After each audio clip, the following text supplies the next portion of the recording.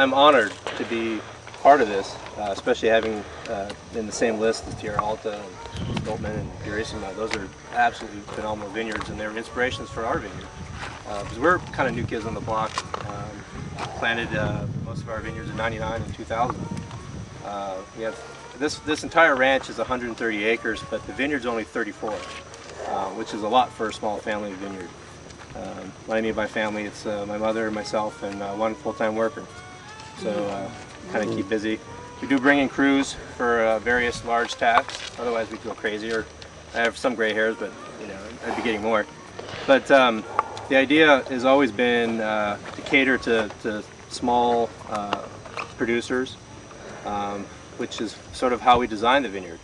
Of the 34 acres that you see, no block of a rootstock or clone combination is bigger than 2.5 acres.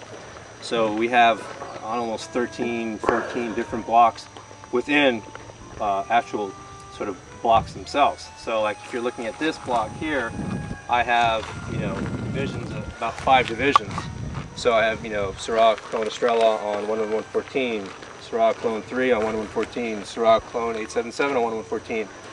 So it becomes a nightmare to farm, honesty, because you have so much diversity within, you know, a 6-acre piece. That's kind of the way we wanted it, so we could get sort of different expressions of one cultivar on one soil type, but you know, playing around with the clones. One of the things that you guys probably saw being at Purissima or Stoltman is they have, Purissima is a little bit more specified now, with, you know, more grown varieties.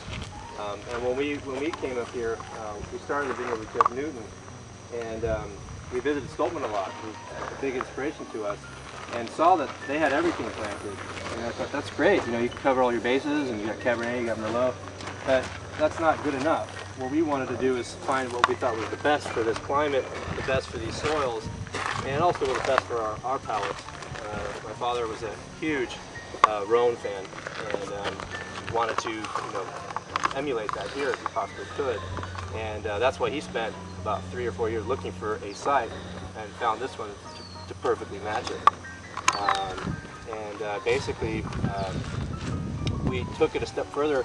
The principles that Stoltman had, which is many different varieties, we said, well, let's see if we can just take one variety but get different expressions of one variety through the use of clones.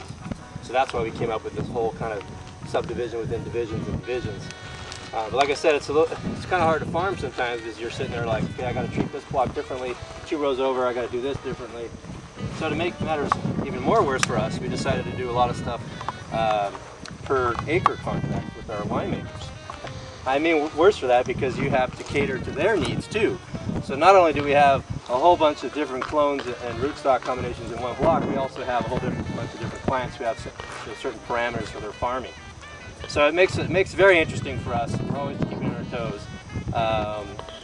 The only way that I can get through it is by numbering each row and remembering what the hell I have to do for each one. You know, basically you got a spreadsheet and you're like, okay, this is that decline, we got to do, you know, this amount per tons per acre. We're going to pull leaves less on one side than the other. We're going to, you know, pull laterals, shoot tip, whatever, you know, whatever we've worked out with the client. But as I said, it's a tremendous asset because of the fact that being smaller, we also get to work with smaller winemakers. And that is by far the best thing that's ever happened to us from the point of view is I'm not selling one block to, let's say, Randall Graham, and it just disappears into a Santa Barbara Syrah or a California Syrah. I get some sort of recognition. But most of our winemakers are very proud of the fruit, so they put my name on the label, which is, for me, is the biggest honor in the world. It's like getting a gold medal as a grower, you know. So, you know, to work with these guys is absolutely phenomenal. Plus, I get to see all these different styles of using, you know, one clone and then another guy using the same clone, making a different style. Because sometimes we have 3 or 4 clients within a same 2-acre parcel.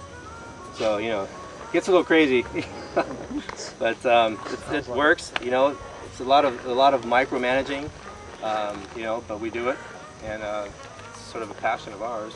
So when are you going to make your own wine? Yeah, that's a good question. Hopefully soon. We'll see. Cool. We might start off with a couple of like 300 cases and slowly build up. Our focus has always been on the vineyard, and you know, I just finished Davis, so that's definitely in the plans. Yeah.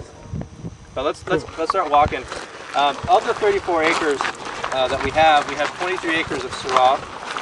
We have 6 acres of Grenache, 2.5 acres of Viognier, 2 acres of Mourvedre, and one other grape that we have that kind of deviated from the water. So you grab it. The one other block that we have that deviated from the Rhones is we put a 1.5 acre block of Malvasia Bianca.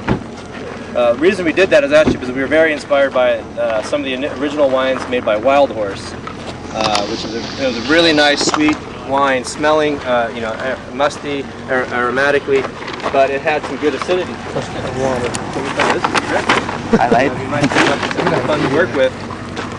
At the same time, my sister had a lot of influence in the Italian wine industry. She was a journalist over there, and she absolutely was always raving about Vinsantos.